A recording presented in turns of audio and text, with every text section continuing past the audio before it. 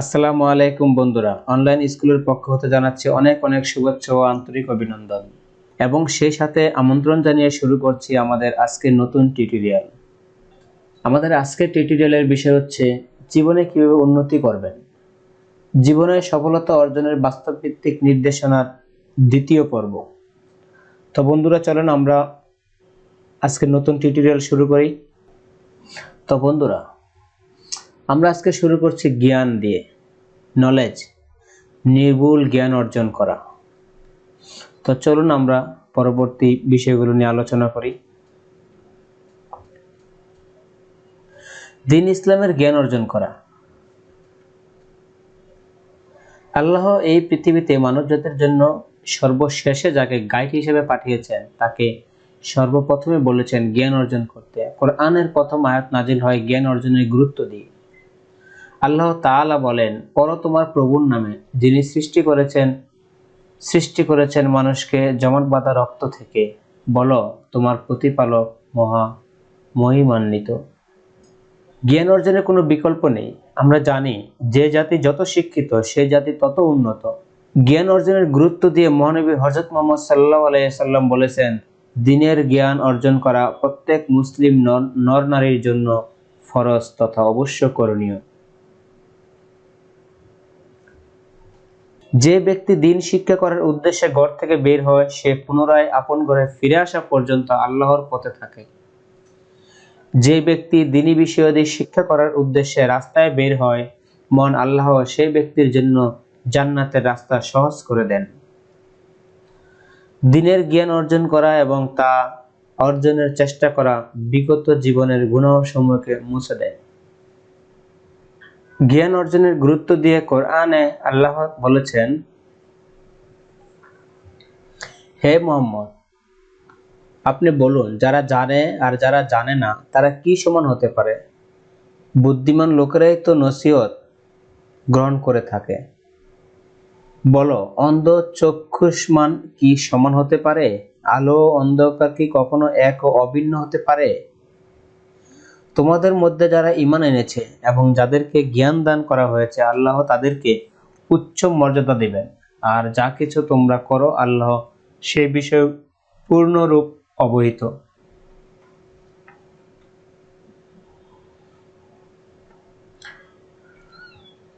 শিরক ও তাওহীদের উপর জ্ঞান অর্জন।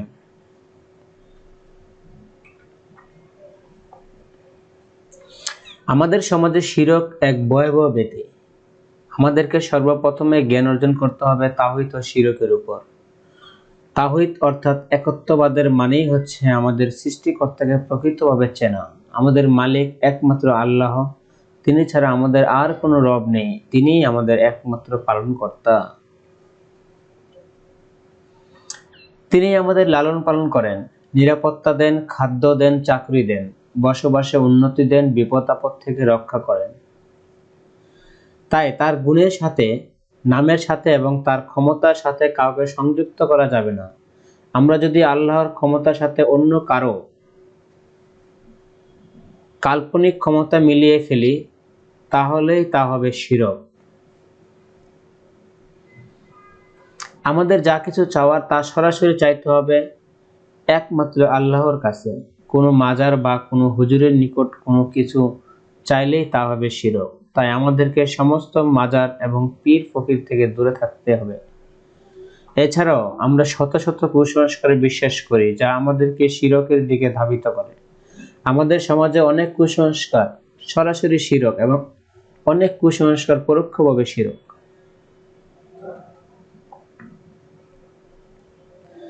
তাই আমাদেরকে সমস্ত কুসংস্কার থেকে নিজেদেরকে দূরে রাখতে হবে এবং সমাজকেও কুসংস্কার মুক্ত করতে হবে।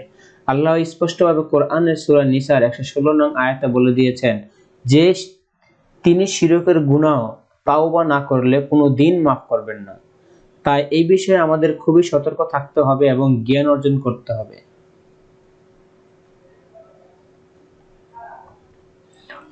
সুন্নাহ ও বিদআতের উপর জ্ঞান অর্জন।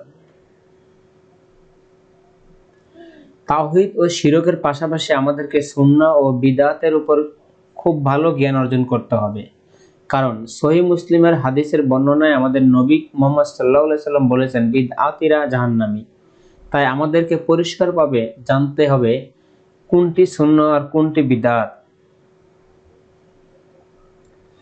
আল্লাহ তাআলার নির্দেশে রাসূল কারীম সাল্লাল্লাহু আলাইহি সাল্লাম নিজে তার বাস্তব জীবনে দ্বীনি দায়িত্ব পালন করেছেন। দুনিয়ার মানুষের জন্য তার জীবন হলো অনুসরণ করার জন্য প্র্যাকটিক্যাল গাইডলাইন, এবং এটাই সুন্নাহ। যে সকল ধরনের কাজ বা অনুষ্ঠান ইবাদত বা সওয়াবের কাজ বলে কোরআন ও সহিহ হাদিস দ্বারা স্বীকৃতি নয়, রাসূল সাল্লাল্লাহু আলাইহি সাল্লাম নিজে যা কখনো করেননি বা কাউকে কখনো করতে বলেননি, সেগুলো পালন করাই হচ্ছে বিদআত।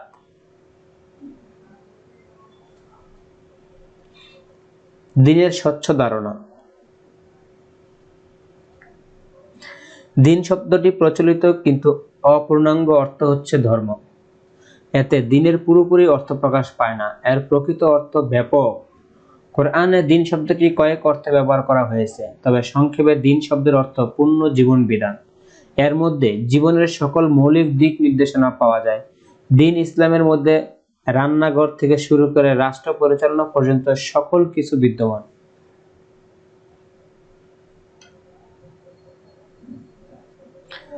আমরা হয়তো অনেকেই কেবল সালাত সিয়াম পালনকে দ্বীন মনে করি, আসলে তা ঠিক নয়। আমাদের মধ্যে একটি বড় জনগোষ্ঠী দ্বীনের অপেক্ষাকৃত কম ও অস্পষ্ট বিষয়কে অধিক গুরুত্বপূর্ণ ও সুস্পষ্ট বিষয়াদির উপর স্থান দিয়ে ভুল ইসলাম পালন করে যাচ্ছে। তাই আমাদের উচিত দ্বীন সম্পর্কে পরিষ্কার জ্ঞান অর্জন করা এবং অন্যদেরকে এই বিষয়ে সচেতন করা।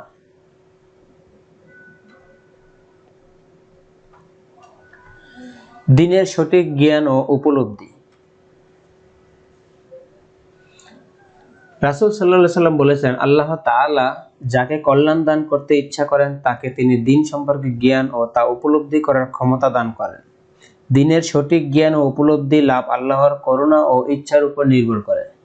যে কেউ চাইলেই এটা পেতে পারে না, তবে অব্যাহত প্রচেষ্টা, প্রবল ইচ্ছা ও সর্বদা আল্লাহর আনুগত্যের মাধ্যমে বান্দারা দ্বীনের জ্ঞান লাভ করতে পারে। এই ধরনের ভাগ্যবানদের সাথে কথা বললে বোঝা যায় যে তারা অন্যদের চাইতে কিছুটা ব্যতিক্রম। তারা দ্বীনের বিভিন্ন বিষয়ে গতানুগতিক ব্যাখ্যা দেন না। তারা দ্বীনকে খুব সুন্দর করে মানুষের নিকট উপস্থাপন করতে পারেন। তারা দ্বীন সম্পর্কে এক শ্রেণীর মানুষের মাঝে যে ভুল ধারণা বদ্ধমূল থাকে তা দূর করার চেষ্টা করেন। অজ্ঞ লোকদের থাবা হতে বের করে দ্বীনকে গণমানুষের সামনে সহজ সরল ভাষায় তুলে ধরেন। এই ধরনের ইমানদারদের মাধ্যমে আল্লাহ দ্বীনের সৌন্দর্য ও শোভা সমাজে, রাষ্ট্রে ও সমগ্র দুনিয়াতে ছড়িয়ে দেন। খুঁটিনাটি বিষয়ের দিকে বেশি গুরুত্ব না দিয়ে বরং দ্বীনের মৌলিক বিষয়ের প্রতি নজর দেওয়াই থাকে তাদের প্রধান লক্ষ্য।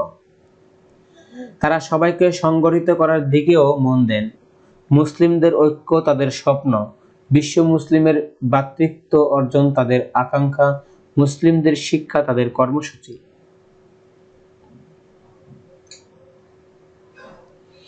দ্বীনের সঠিক বুঝ যিনি লাভ করেন তার মনের দুয়ার কখনো বদ্ধ থাকে না। জ্ঞানের পিপাসা ও জানার আগ্রহ তার অদম্য।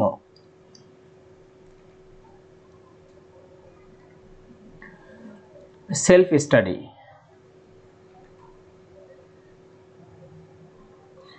এই ভিডিওগুলো মনোযোগ সহকারে দেখি, দেখার পর সংগ্রহ করে রাখি এবং বারবার বেশি মনোযোগ সহকারে পড়ি।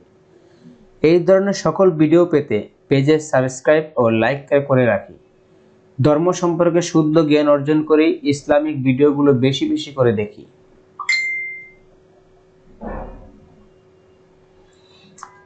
Group study. এটা হলো দলবদ্ধভাবে পড়া ও জ্ঞান অর্জন করা। আমরা ছাত্র জীবনে পরীক্ষার আগে বন্ধুরা মিলে কোনো বিষয়ের উপর গ্রুপ স্টাডি করেছি। বন্ধুরা মিলে ঠিক একই রূপে ইসলামকে ভালোভাবে বোঝার জন্য সপ্তাহে বা 2 সপ্তাহে একদিন অথবা অন্তত পক্ষে মাসে একদিন বিষয়ভিত্তিক আলোচনার মাধ্যমে শিক্ষা গ্রহণ করা যেতে পারে। গ্রুপ স্টাডির জন্য যে বিষয়টি থাকবে তা আগে থেকেই সবাইকে জানিয়ে দিতে হবে, যাতে সবাই তা বাসায় ভালোভাবে পড়ে নিতে পারে। গ্রুপ স্টাডিতে উপস্থিত হয়ে বিষয়টি কে কতটুকু বুঝেছে তা নিয়ে আলোচনা করবে। গ্রুপ স্টাডি পরিচালনার জন্য নিজেদের ভিতর থেকে একজন নিয়ন্ত্রণকারী থাকতে হবে। সিলেবাস এবং বিষয়ভিত্তিক পড়াশোনা করা। ইসলামকে ভালোভাবে জানার জন্য একটি মিনিমাম সিলেবাস পড়ে শেষ করা আমাদের খুবই প্রয়োজন। বিশেষ করে রাসূল সাল্লাল্লাহু আলাইহি সাল্লামের বিস্তারিত জীবনী প্রথম থেকে শেষ পর্যন্ত খুব মনোযোগের সাথে কয়েকবার পড়া উচিত। এছাড়া সাহাবাদের জীবনী আর গোটা কোরআনের তাফসির পড়া সম্ভব না হলেও নির্বাচিত কিছু সূরার তাফসিরগুলো সর্বপ্রথমে পড়ে ফেলা উচিত। আমাদের জীবনের উদ্দেশ্য কি? আমরা দাওয়াতি কাজে কেন করব? তার হুকুমগুলো আল কোরআনের আয়াতগুলোর মাধ্যমে আমরা জেনেছি। এই আয়াতগুলো দেখে মনে হতে পারে যে এগুলো তো জানি। আসলে জানা এক জিনিস আর নিজেদের জীবনে পালন করা আরেক জিনিস। আয়াতগুলো বারবার পড়তে হবে, ভাবতে হবে আল্লাহর আদেশগুলো আমাদের জীবনে কিভাবে বাস্তবায়ন করা যায়।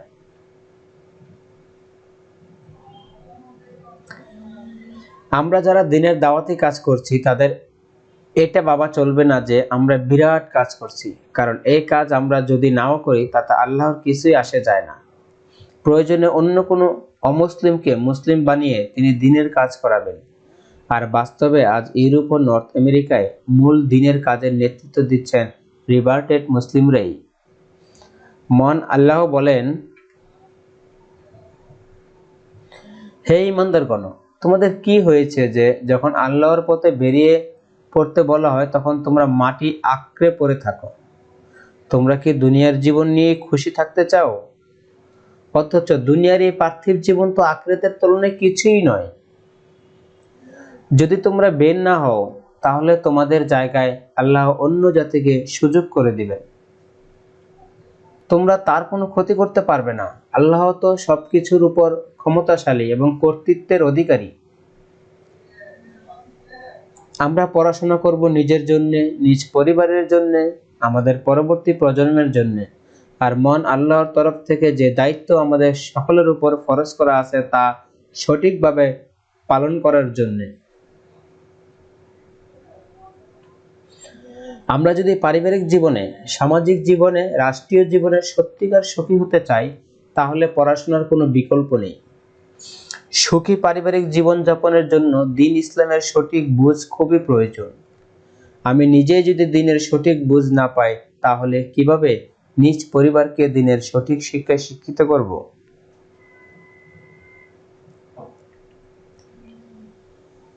আমরা যদি পারিবারিক জীবনে, সামাজিক জীবনে, রাষ্ট্রীয় জীবনে সত্যিকার সুখী হতে চাই তাহলে পড়াশোনার কোনো বিকল্প নেই। সুখী পারিবারিক জীবনযাপনের জন্য দ্বীন ইসলামের সঠিক বুঝ খুবই প্রয়োজন। আমি নিজেই যদি দ্বীনের সঠিক বুঝ না পাই তাহলে কিভাবে নিজ পরিবারকে দ্বীনের শিক্ষায় শিক্ষিত করব? তো বন্ধুরা, আজ এ পর্যন্তই। আগামী পর্বের আমন্ত্রণ জানিয়ে আজকের মতো বিদায় নিচ্ছি। আসসালামু আলাইকুম ওয়া রাহমাতুল্লাহ।